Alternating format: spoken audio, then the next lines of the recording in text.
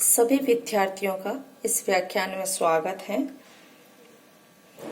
हमने पिछले व्याख्यान के अंतर्गत विशिष्टाद्वैत दर्शन की तत्व मीमांसा में ब्रह्म विचार पर चर्चा की थी। उसी का द्वितीय भाग आज हम इस व्याख्यान में करने जाएंगे। द्वितीय व्याख्यान में हम रामानुज के ब्रह्म संबंधी विचारों पर ही आगे चर्चा करने जा रहे हैं। रामानुज अपनी ब्रह्म या ईश्वर संबंधी धारणा का समर्थन धर्मशास्त्रों से भी करते हैं। वेद ब्रह्म को शुभ गुणों से युक्त कहते हैं, इसलिए रामानुज के अनुसार ब्रह्म जो है वह सगुण है। उपनिषद उसे सत्यम, ज्ञानम और अनंतम कहती है। उनके अनुसार सत्य, ज्ञान, अनंत्य या आनंद ब्रह्म के गुण हैं, उसके स्वरूप नहीं, जैसा कि शंकर मानते हैं। शंकर ने ब्रह्म को सच्चित आनंद स्वरूप माना था, जबकि यहाँ पर रामानुज ब्रह्म के अंदर सत्य, ज्ञान और आनंद को मानते हैं, लेकिन वो कहते हैं कि वो उसका स्वरूप नहीं है, बल्कि वह उसके गुण है। उसके स्वरूप नहीं, जैसा कि शंकर मानते हैं। ब्रह्म में सब विशेषणों का निषेध करने वाली श्रुति वाक्य उसमें केवल शांत तथा मिथ्या विशेषणों का ही निषेध करते हैं, सब विशेषणों का नहीं।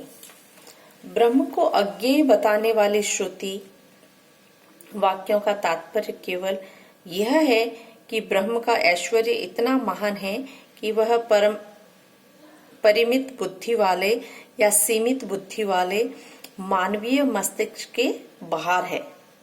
ब्रह्म में अनेकता का निषेध करने वाले निहि नानास्ति किंचनम सर्वखलविदम ब्रह्म आदि श्रुति वाक्यों का अर्थ सर्वोपरि आत्मा से पृथक वस्तुओं के यथार्थ अस्तित्व का मात्र निषेध करना है, क्योंकि आत्मा का सब वस्तुओं से अपृथक सिद्धि संबंध है। रामानुज ब्रह्म के दो रूप मानते हैं, एक कारण ब्रह्म और दूसरा कार्य ब्रह्म। कारण ब्रह्म की सृष्टि पूर्व अवस्था है। प्रलय काल में चित और अचित सूक्ष्म अवस्था में होते हैं। ये ब्रह्म की कारणावस्था है, अर्थात सूक्ष्म चित विशिष्ट ब्रह्म कारण ब्रह्म है। ब्रह्म की कार्य अवस्था उसकी कारणावस्था से भिन्न है। उसमें ब्रह्म के नियामक अंश अर्थात ईश्वर में कोई परिवर्तन नहीं होता। परिवर्तन केवल उसके नियाम्य अंशों अर्थात चित और अचित में होता है। ये दोनों अंश स्थूल होकर नाम रूप धारण कर लेते हैं। इस प्रकार चित विशिष्ट ब्रह्म कार्य ब्रह्म है। रामानुज ने कार्य ब्रह्म की सत्य सत्ता स्वीकार करके यह दिखाने का प्रयास किया कि ब्रह्म ही सभी रूपों में स्थित है और उसकी चित विशिष्ट सत्ता ही एकमात्र सत्य है। आगे हम देखते हैं कि रामानुज ने जो ईश्वर की व्याख्या की है उस पर कहीं न कहीं भागवत धर्म का प्रभाव देखने को मिलता है। रामानुज भागवत धर्म के प्रभाव में ईश्वर को विष्णु कहते हैं। वे विष्णु या ब्रह्म के 5 रूपों की चर्चा करते हैं: परारूप, व्यूह रूप, विभव रूप, अंतर्यामी रूप और अर्चा रूप। परा ब्रह्म की सर्वोच्च स्थिति है। वह इस रूप में नारायण या वासुदेव है और वह बैकुंठ में निवास करते हैं। वह बैकुंठ में शेषनाग पर बैठे हैं और उनकी धर्म पत्नी लक्ष्मी उन्हें सहारा दिए हैं। ईश्वर न्याय के प्रतीक हैं और लक्ष्मी दया की। इस प्रकार ये दोनों गुण ब्रह्म में एक साथ संयुक्त हैं। ईश्वर में 6 प्रकार की पूर्णता ज्ञान, शक्ति, बल, प्रभुता, पराक्रम तथा प्रतिभा है। व्यूह रूप वह आकृतियां हैं जिन्हें सर्वोच्च ब्रह्म अपने भक्तों पर दया दिखाने के लिए धारण करते हैं। व्यूह रूप चतुर्विध है: वासुदेव, संकर्षण, प्रद्युम्न एवं अनिरुद्ध। व्यूह रूप वासुदेव पर वासुदेव का रूपांतरण है। अतः यह पर वासुदेव से भिन्न है। व्यूह रूप में जीवात्माओं अर्थात संकर्षण, मनो अर्थात प्रद्युम्न और अहम भाव अर्थात अनिरुद्ध पर शासन करता है। विभव रूप ब्रह्म के अवतार हैं। रामादि अवतार उसके विभव रूप है। अंतर्यामी रूप में वह सभी जीवों में प्रेरक होकर स्थित है।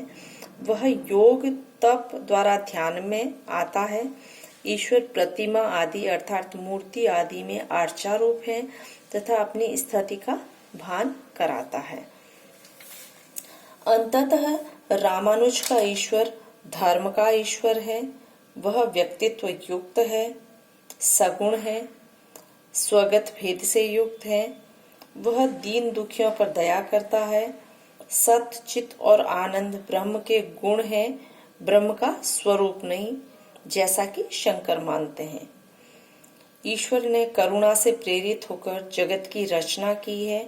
वह आराधना व उपासना का विषय है। रामानुज दर्शन में जो ब्रह्म विचार है उनकी समीक्षा हम यहाँ पर करने जाएंगे। रामानुज ने भागवत धर्म के ईश्वरवाद और उपनिषदों के ब्रह्मवाद, जो कि धर्म के अंतिम तत्व ईश्वर तथा दर्शन के अंतिम तत्व ब्रह्म या निरपेक्ष में समन्वय स्थापित करने का प्रयास किया है। उनका यह प्रयास प्रशंसनीय था, किंतु दोनों के समन्वय से अनेक विसंगतियां आ गई, जो यहाँ पर हम चर्चा जिनकी करेंगे, जो निम्नलिखित है।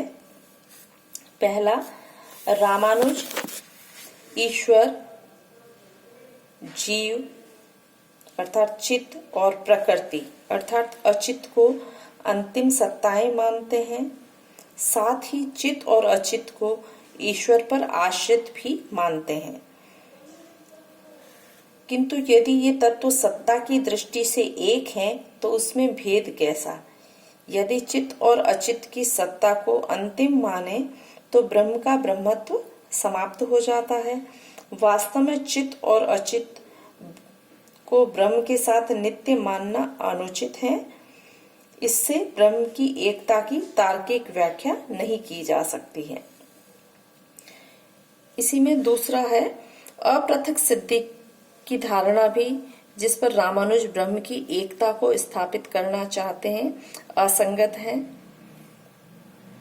आगे जो अगला पॉइंट है, रामानुज द्वारा प्रतिपादित सगुण ब्रह्म दर्शन की अंतिम वस्तु वैसे ही नहीं हो सकता जैसे ईश्वर धर्म की अंतिम वस्तु होकर भी दर्शन की अंतिम वस्तु नहीं हो सकता। ब्रह्म को व्यावहारिक प्रयोजनों के लिए सगुण मानने में कोई दोष नहीं है, किंतु पारमार्थिक दृष्टि से उसे निर्गुण होना ही पड़ेगा। अगली जो है, जो इस पर विसंगति जो मानी जा रही है, रामानुज ईश्वर को जगत का निमित्त और उपादान दोनों कारण मानते हैं। उनके अनुसार विकास की स्थिति में विशेष्य अर्थात ईश्वर में कोई परिणाम न होकर केवल उसके विशेषणों या विशेषणांश अर्थात अचित में होता है। उसके विशेषणांश के परिणाम का उस पर कोई प्रभाव नहीं पड़ता, किंतु अवियोज्य विशेषणांश के परिवर्तनशील होने पर विशेष्यांश और अपरिवर्तनशील बने रहने की बात समझ में नहीं आती। प्रकृति के परिवर्तन का ईश्वर के स्वरूप पर अवश्य प्रभाव पड़ेगा। यह नहीं हो सकता कि हम एक मुर्गी का आधा भाग तो पकाने के लिए ले लें और शेष आधे भाग को अंडे देने के लिए छोड़ दें। वस्तुतः रामानुज भी शंकर की तरह वेदांत के महान आचार्य हुए हैं। उनकी धार्मिक प्रतिभा महान थी, उनमें दार्शनिक भाव तो प्रबल था, धार्मिक आकांक्षाएं भी उनमें ही प्रबल थी। उन्होंने धार्मिक भावनाओं की मांग का तार्किक विचार पद्धति के साथ समन्वय करने का प्रयास किया है। यदि उन्हें इसमें सफलता नहीं मिली तो उसमें कुछ भी आश्चर्य नहीं, क्योंकि दो घोड़ों पर एक साथ सवारी नहीं की जा सकती। यह असफलता केवल रामानुज की ही नहीं, वस्तुतः समस्त ईश्वरवादी दार्शनिकों की है।